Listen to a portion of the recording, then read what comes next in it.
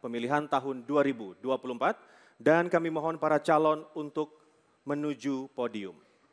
Calon gubernur dan calon wakil gubernur nomor urut 1, Bapak Haji Muhammad Ridwan Kamil dan Bapak Haji Suswono.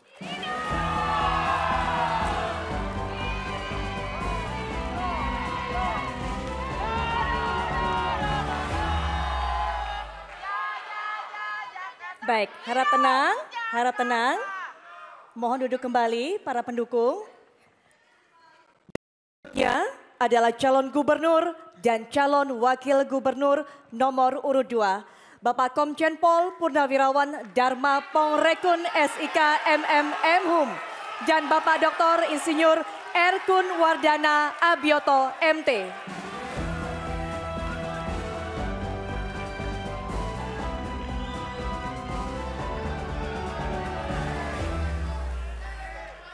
Kami mohon tenang terlebih dahulu. Mohon tertib. Terima kasih. Dan selanjutnya, calon gubernur dan calon wakil gubernur nomor urut 3, Bapak Dr. Insinyur Pramono Anung Wibowo MM dan Bapak Haji Rano Karno SIP atau Sidul.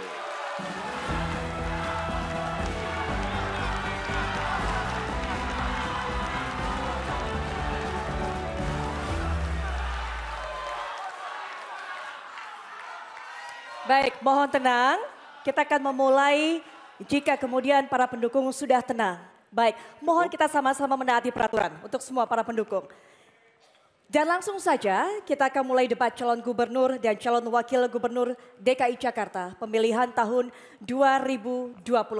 Ini merupakan sesi pertama dan di sesi ini kita akan mendengarkan visi, misi dan juga program kerja dari masing-masing pasangan calon. Dalam penyampaian visi, misi, dan juga program kerja, para pasangan calon dapat melakukan pemaparan dalam bentuk gambar dan materi presentasi.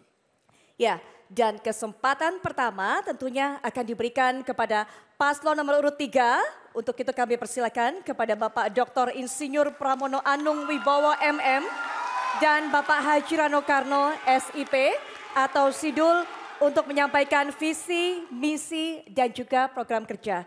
Dan Bapak, waktu Anda 4 menit dimulai sejak Anda berbicara. Kami persilakan. Bismillahirrahmanirrahim. Assalamualaikum warahmatullahi wabarakatuh. Yang sungguh saya hormati seluruh warga Jakarta, Bapak Ibu hadirin yang hadir di ruangan ini. Jakarta bukan tentang SCBD, Sudirman, Menteng, atau Gatot Subroto saja. Selama hampir 2,5 bulan, saya dan Bang Dul berkeliling di Jakarta, kami mendapatkan ada 445 RW Kampung Kumuh. Disinilah yang menampakkan perbedaan atau disparitas kaya dan miskin yang begitu mencolok di Jakarta. Saya dan Bang Dul berkeliling ke Kampung Tanah Tinggi, Kampung Bayam, Kampung Apung, Tambora. Di setiap kampung-kampung ini kami mendapatkan sanitasi yang sulit, orang tidur 1 hari dalam 1 rumah dibagi menjadi 3 shift, dan kemudian juga banyak warga di Jakarta yang tidak pernah melihat matahari. Bagi saya dan Bang Dul, menata kampung bukan hanya sekedar menata itu kampungnya. Kumuhnya dihilangkan, kampungnya dipertahankan, dan orang masih bisa mencari makan di kampung tersebut. Saya dan Bang Dul berkomitmen, selain menata kampung, kami juga akan menyediakan hunian yang terjangkau bagi warga yang akan ditempatkan di tanah milik BUMD atau milik pemerintah Jakarta. Langit tanpa polusi, sanitasi bersih, dan lingkungan asri adalah hak bagi semua warga Jakarta.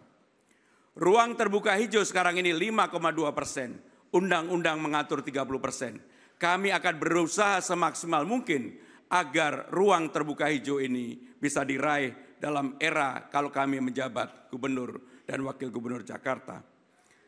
Mangrove seawall akan kami lanjutkan. Sekarang ini yang menjadi tugas pemerintah Jakarta adalah kurang 11,1 kilometer.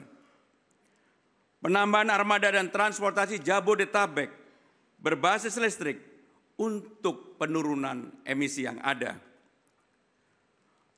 Pasang alat monitor di cerobong asap dan filter udara. Kami akan memberikan sanksi bagi perusahaan yang tidak menuruti ini. Disiapkan bank sampah, warga bisa mengubah sampah menjadi uang. Taman-taman di Jakarta yang kurang lebih 1.527 yang selama ini hanya buka sampai dengan jam 6 sore, akan kami buka 24 jam. CCTV kita pasang, lampu kita pasang, PKL kita persilakan untuk berdagang dan akan kita atur secara tertib dan baik. Air bersih sekarang ini hanya 44% untuk warga Jakarta. Kami berdua, saya dan Bang Dul, kalau menjadi gubernur dan wakil gubernur, maka kami berjanji pada tahun 2009 akan 100% bisa dipenuhi seluruh air bersih bagi warga Jakarta.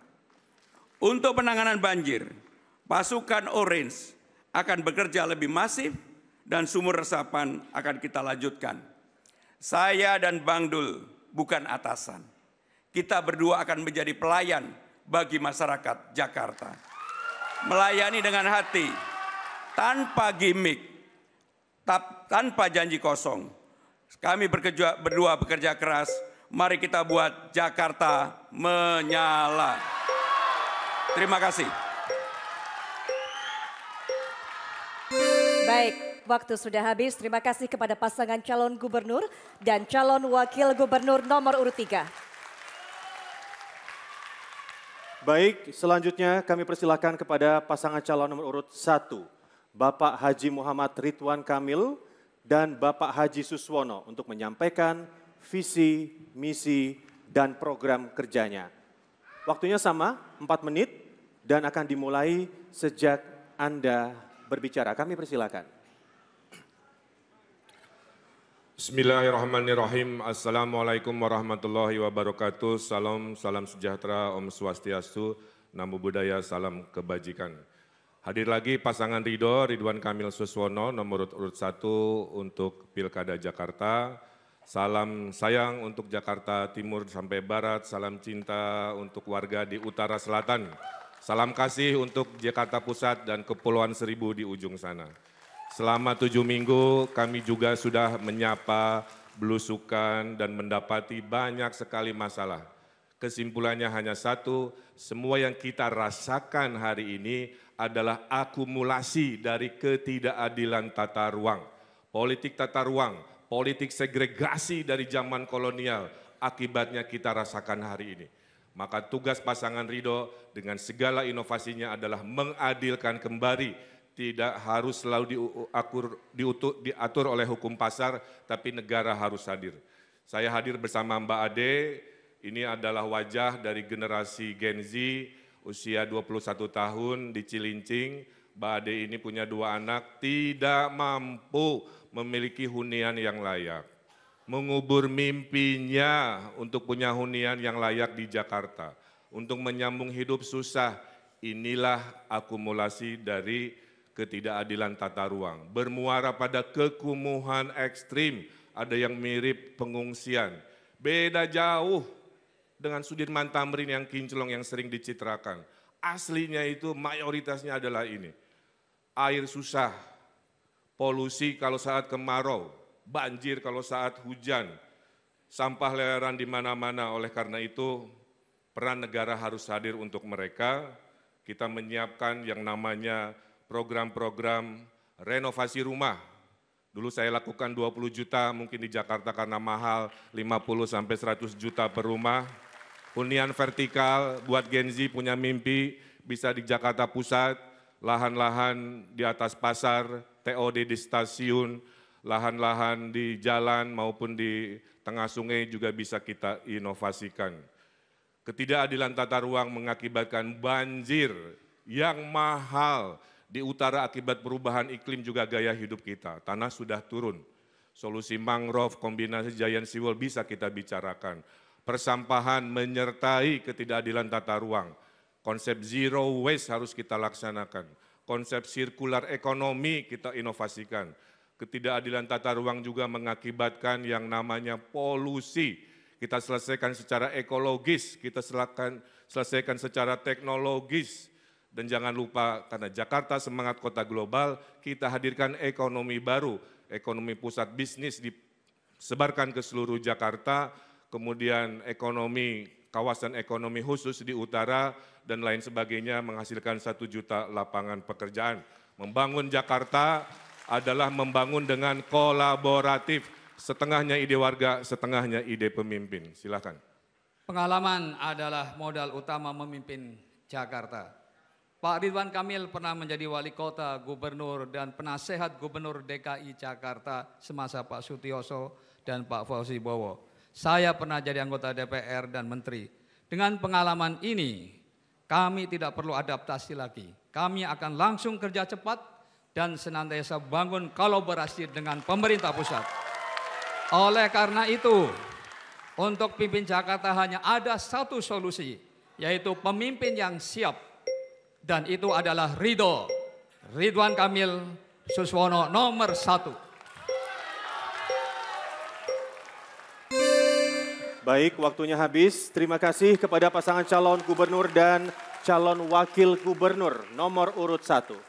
Ya, dan berikutnya kita juga akan mendengarkan visi, misi, dan juga program kerja tentunya dari pasangan calon nomor urut 2, Bapak Komjen Pol Purnawirawan Darmapong Rekun SIK MMM dan Bapak Dr. Insinyur Erkun Wardana Abioto MT untuk bisa menjalankan visi, misi. Tapi mohon maaf, mohon tenang, kita berikan kesempatan kepada masing-masing pasangan calon secara adil untuk menyampaikan ide gagasan terbaiknya. Mohon tenang semuanya pendukung. Baik. Bapak, waktunya 4 menit dan dimulai sejak Anda berbicara. Kami persilakan. Assalamualaikum warahmatullahi wabarakatuh. Shalom, salam sejahtera bagi kita semua. Om Swastiastu, Namo Buddhaya, salam kebajikan, salam Pancasila. Jakarta aman mandiri karena indah adabnya. Program Adab Dharmakun menghadiahkan kepada rakyat Jakarta 10 aman dan 5 mandiri. Mandiri pangan, mandiri papan, mandiri sandang, mandiri air, dan mandiri energi. Aman adab, aman banjir, aman abrasi, aman macet, aman ekonomi, aman kejahatan, aman sampah, aman polusi, aman emisi karbon, dan aman pandemi. Dua manfaatnya yang bakal diperoleh rakyat Jakarta dari program Dharmakun yaitu aman dan mandiri. Hanya bisa terjadi bila rakyat Jakarta kompak. Sehingga adab berhasil menjadi pondasi seluruh program Jakartaku Aman. Untuk itu Dharmakun punya satu program untuk rakyat yang kompak, yaitu sistem ekonomi adil, getuk tular adab. Aman adab adalah pondasi dari semua aman lain yang bakal dinikmati rakyat Jakarta. Namun yang perlu kita semua waspadai adalah potensi pandemi berikutnya. Karena kalau sampai terjadi, maka semua program 5 mandiri dan 10 program aman tak bakal ada. Kalau kita alami pandemi lagi, tanda-tandanya sudah sangat jelas. Anggaran sudah ada, WHO sudah amandemen International Health Regulation, memungkinkan potensi penggunaan bioweapon untuk membuat pandemi. Undang-undangnya pun sudah siap, yaitu Undang-Undang Kesehatan yang disahkan tahun 2023 dengan pidana denda 500 juta bagi yang menolak divaksin. Dan untuk perusahaan dendanya bahkan bisa sampai 50 miliar, pidana penjara bahkan ada hukuman mati. Bagi yang paham, ini gong kematian bagi keamanan pengusaha Jakarta. Karena memudahkan membuka potensi pemerasan masif bagi para pemilik perusahaan. Itu sebabnya saya sangat keras memperjuangkan hak tolak bagi rakyat. Dan saya juga keras menolak terulangnya kembali pandemi sebagai strategi asing untuk menguasai kedaulatan suatu bangsa tanpa perlu biaya mahal untuk perang. Cukup dengan isu kesehatan seperti pandemi atau isu ekonomi seperti serbuan barang impor murah yang membunuh banyak pabrik kita. Jangan sampai ada ekonomi hancur, PHK, tak punya kerja dan makan gara-gara pandemi atau serbuan produk asing lainnya. Apabila diperkirakan kita masih berpotensi menghadapi resesi super berat pada tahun 2025 sampai 2030. Itu sebabnya sistem ekonomi adil, getuk tular adab harus segera dijalankan supaya rakyat tetap aman ekonominya walau dunia resesi. Tapi terpenting jangan ada pandemi lagi sebagai strategi asing menguasai kedaulatan suatu bangsa tanpa perlu biaya mahal untuk perang, cukup dengan isu kesehatan. Itu sebabnya saya membela dokter bangsa sendiri dari dokter asing. Saatnya semua dokter kita kompak. Rakyat juga akan saya ajak kompak bela dokter kita. Jangan kita terjebak oleh pihak yang ingin dokter kita terlihat jelek di mata dunia. Dokter kita banyak yang lebih jago dari asing. Tinggal pemertaan pengalaman dan kompak. Bahaya sekali bila ada pandemi. Masa kita percayakan dokter kepada dokter asing. Dokter asing hanya boleh mengajar, tak boleh praktek. Di sini stop impor dokter asing. Waktu habis Bapak. Baik, terima kasih kepada pasangan calon gubernur dan juga calon wakil gubernur nomor urut 2. Dan juga mari kita sama-sama berikan apresiasi untuk ketiga pasangan calon yang sudah menyampaikan visi, misi dan juga program kerjanya. Baik, tenang dahulu, kita akan lanjutkan kembali. Mohon tenang. Kita akan lanjutkan. Bapak Ibu, mohon tenang.